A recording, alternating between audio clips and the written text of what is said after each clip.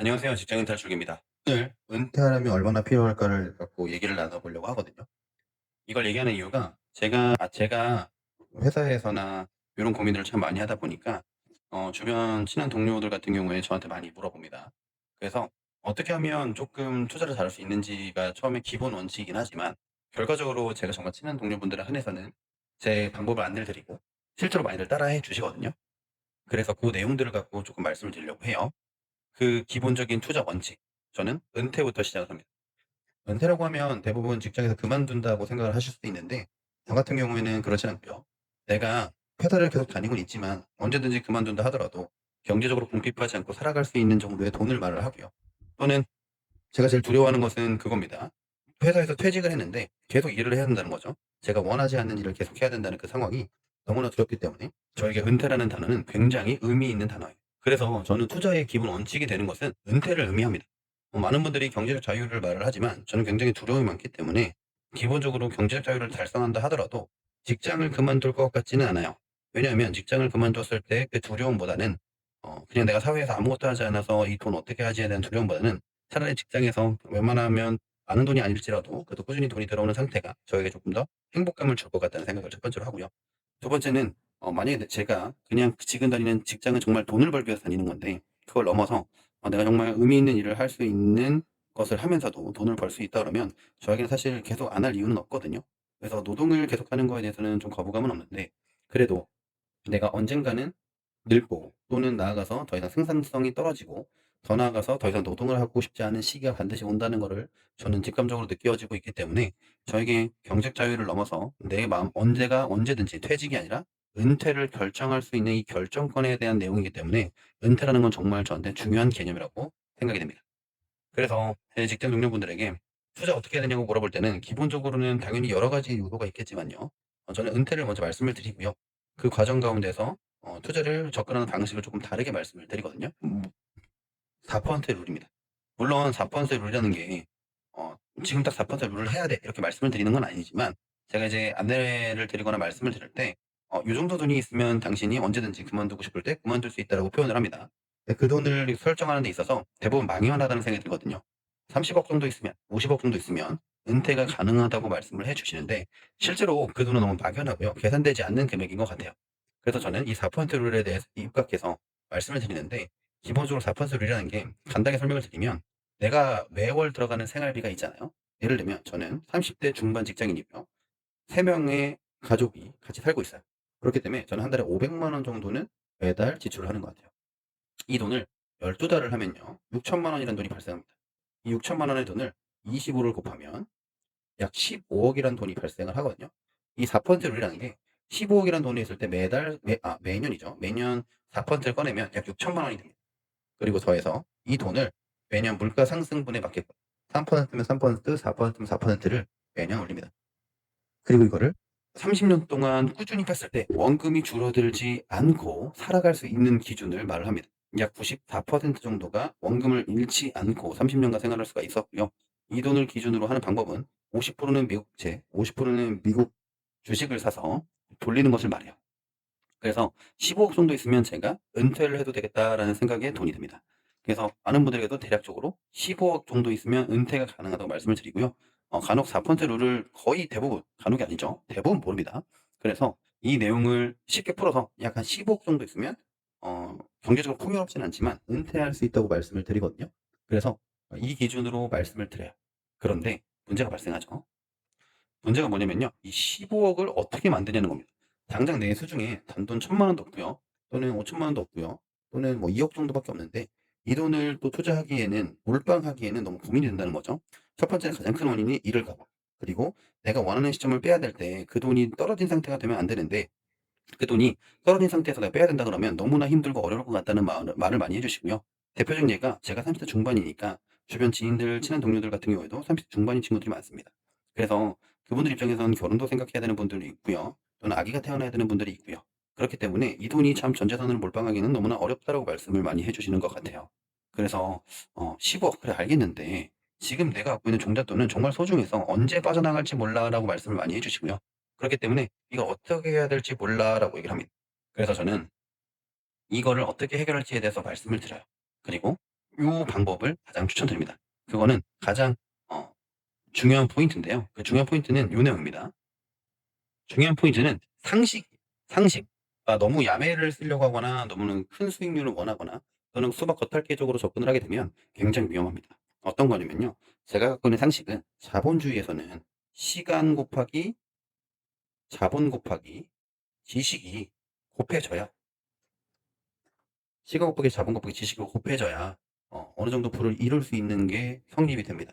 내가 어느 한 부분이 부족하다 그러면 시간이 정말 많다거나요. 또는 내가 어느 정도 자본금이 부족하다 그랬을 때는 만약에 내가 이 세 가지 중에 하나가 부족하다 그랬을 때는 압도적으로 한 개의 비율을 높이거나 또는 고르게 분포한다 그러면 고르게 곱해주거나 이런 식으로 이렇게 접근이 안 된다는 거죠. 반대로 말하면 한 가지가 너무 부족하다 그러면 포기해야 된다는 의미이기도 합니다.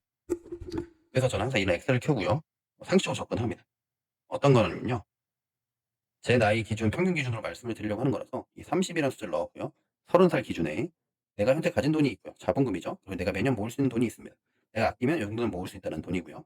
수익률이라는 게 있어요. 이건 지식을 의미해요. 그래서 다시 한번 얘기를 드리면 시간 곱하기 자본 곱하기 지식입니다. 이 세 가지가 곱해져야지 내가 원하는 숫자 15억이라는 돈을 만들 수 있다고 말씀을 드리고요. 그리고 두 번째 말씀드리는 게 KPI라고 말씀드리죠. 저는 직장인이기 때문에 회사에서는 반드시 달성해야 되는 목표들을 저에게 제공을 해줍니다. 그게 이번 연도에는 얼마가 돼야 되고 이번 분기는 얼마가 되고 이런 숫자적인 목표를 제시를 하게 되거든요. 그런 숫자적인 목표를 제시할 때 반드시 달성한다 그래서 뭐 화이트보드에 써놓거나 카톡에 맨날 올라와요. 이런 것처럼 저희도 기본적인 KPI를 만들어야 된다고 말씀을 드려요. 그래서 이 엑셀을 켜서 말씀을 드리는 거예요. 이 엑셀은 완벽하지 않습니다. 매달 복리를 확인할 수도 없고요. 또는 정확히 계산할 수 없어요. 저희 미래를 정확히 계산할 수 없는 것처럼 이 엑셀도 정확히 미래를 또는 정확된 숫자를 계산하지 않습니다. 그런데 쉬워요. 심플합니다. KPI 만드는 게 정말 심플해요. 내 목표를 만드는 게 심플하다는 거죠. 예를 들면 제가 30살에 시작했는데 내년 31살에는 2027년도에는 5,400만 원이 있어야 된다는 거죠. 현재 내가 갖고 있는 돈은 1,000만 원밖에 없지만 2년 후에는 5,400만 원이 달성되어 있어야 되는 KPI가 있고요. 그리고 나서 만약 정말 열심히 해서 36살 정도 됐을 때는 2억이라는 돈이 달성을 해야 된다는 걸 의미합니다. 그렇기 때문에 이 엑셀을 기반으로 자기 목표를 세우고 매달 꾸준히 해나가는 말씀을 드려요. 근데 대부분 저에게 찾아오는 분들의 말씀을 들어보면 ETF가 중요하다. 또는 뭐 개별 주식 삼성전자, SK 하이닉스 샀어야 됐다. 이런 얘기들을 많이 하시는데요. 실제로 그건 지식의 영역입니다. 내가 정말 똑똑해서 이게 10%가 아니라 20%, 30%, 50% 만들 수도 있겠죠. 그러면은 뭐 사실 요 시간과 자본이 적어도 됩니다. 그런 분들에게는 사실 정말 좋은 기회가 되는 것들이 매년 조금의 시간만 있더라도 조금의 자본들이 있다고 하더라도 가능하다라는 거죠. 근데 통계적으로 그런 사람들이 얼마나 있을까에 대한 고민이에요. 제가 생각했을 때는 10명 중에 1명도 안 됩니다. 아니면 100명 중에 한 5명도 안 될 것 같아요, 사실은. 그래서 그런 경우에는 사실 많은 분들에게 접근하기 어렵고요. 기본적으로 제가 갖고 있는 생각 중에 하나는 내가 갖고 있는 현금 자산이 있다면 몰빵해야 됩니다. 몰빵해도 이 시간과 수익률을 곱하면 부족해요.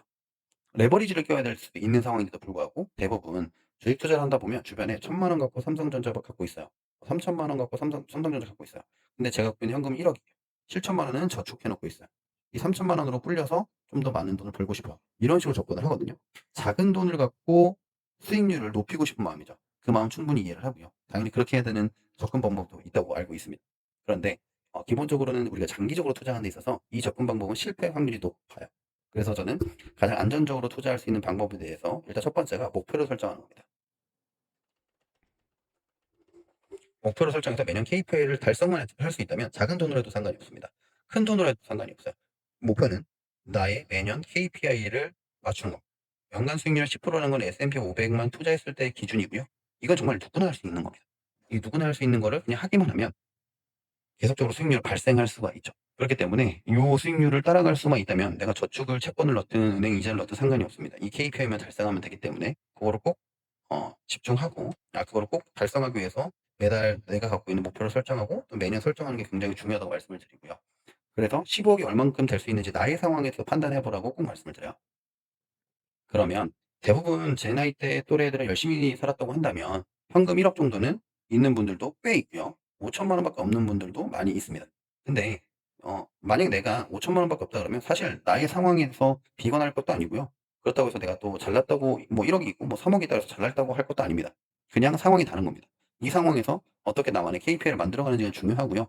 5천만 원에 따라서 난 안 된다고 한다고 하는 것보다는 좀 더 내가 일을 더 하면 되고요. 좀 더 오래 좀 나이를 들어서 일을 하면 되고요. 더해서 연간 모으는 돈을 더 많이 모으면 됩니다. 부업을 뛰거나 아니면 직장을 바꿔서 연봉을 올리거나 아니면 사업을 하거나 이런 여러 가지 케이스들이 있습니다. 근데 단순히 이 지금 내 처해진 상황에서 나는 이것밖에 안 되니까 난 안 된다고 한다 그러면 사실 그다음부터는 답이 없습니다. 그때는 저는 EBS 다큐를 꼭 보라고 합니다. EBS 다큐는 2020년 2026년이죠. 지금 2026년에 나오는 직장인 다큐랑 2006년에 나오는 직장인 다큐. KBS가 됐건 EBS가 됐든 간에 꼭 한번 보시길 바랍니다. 그러면 거기에서 정말 별로 다르지 않아요. 노인 빈곤율 이런 것들이 정말 다르지 않아요. 그렇기 때문에 역사는 반복이 됩니다. 지금 그만둬 버리면 그냥 그 역사대로 흘러간다고 보시면 좋을 것 같아요. 다라고 노인 빈곤율이 안 오는 게 아닙니다. 나이는 계속 먹어가고요. 결과적으로 아무 일도 일어나지 않습니다. 이것만큼 쉬운 게 없는데 하지 않는다 그러면 아무 일도 일어나지 않는다고 당부드려요. 그러면 조금 몇 가지 숫자를 바꿔볼게요. 만약에 제가 30살에 1억 있다고 가정을 하겠습니다. 그럼 매년 모을 수 있는 돈이 4천만 원으로 가정을 해보겠습니다. 이런 분들이 매년 수익률 10% 낸다 그러면 15까지 가는데 얼마나 걸릴까요? 쭈루루 계산해보면 약 46살, 46살에는 은퇴가 가능합니다. 그렇기 때문에 물론 이거는 되게 보수적으로 잡은 거기 때문에 조금 더 갈 수도 있어요. 이게 연간 10%로 잡은 거기 때문에 월별로 달라질 수 있기 때문에 월별 적립식으로 한다 그러면 더 빠른 성장률을 보일 거예요. 그렇기 때문에 이거는 좀 다를 수 있지만 조금 보수적으로 잡았기 때문에 충분히 달성할 수 있고 나가서 이 현금이랑 연간 모으는 돈 수익률을 뭐 조금씩 바꿔서 지식을 상승한다거나 연간 모으는 상승한다거나 카지노를 상승한다거나 아니면 더 젊거나 하신다면 정말 많은 가능성이 열려 있거든요. 좀 더 빠르게 할 수 있어요. 그렇기 때문에 이러한 자신만의 KPI 매년 나는 요 수익률 기준으로 내가 얼마 모을 수 있고 현재 가진 돈이 얼마고 현재 내 나이가 얼마인지를 보고 인간의 생애 주기를 파악한 다음에 내가 이 직장에서 최대 은퇴하려면 몇 살 정도에 은퇴할 수 있는지를 계산해 본 다음에 매년 KPI를 달성한다 그러면 분명히 생각보다 즐거우면서도 빠르게 자산 상승을 할 겁니다. 기본적으로 저 또 하나 말씀드리는 거는 한 3억 정도까지는 제 생각에는 크게 지식의 영향을 따르지 않습니다. 네, 그런데 3억부터는 정말 지식의 영향을 많이 봐요. 단순히 예를 들면 하루에 3%만 떨어져도 하루에 1,000만 원씩 왔다 갔다 합니다. 그렇기 때문에 이때부터는 지식의 영역이 정말 중요하기 때문에 여기에 집중을 해야 되겠지만 3억 미만이라고 하신다 그러면 저 3억 미만을 한다면 몰빵하는 능력, 그다음에 연간 수익률 10%를 낼 수 있는 능력, 확신, 믿음만 있다고 하시면 충분히 빠르게 3억을 달성할 수 있으실 것 같고요. 그렇기 때문에 이렇게 하시는 거를 굉장히 추천드립니다. 감사합니다.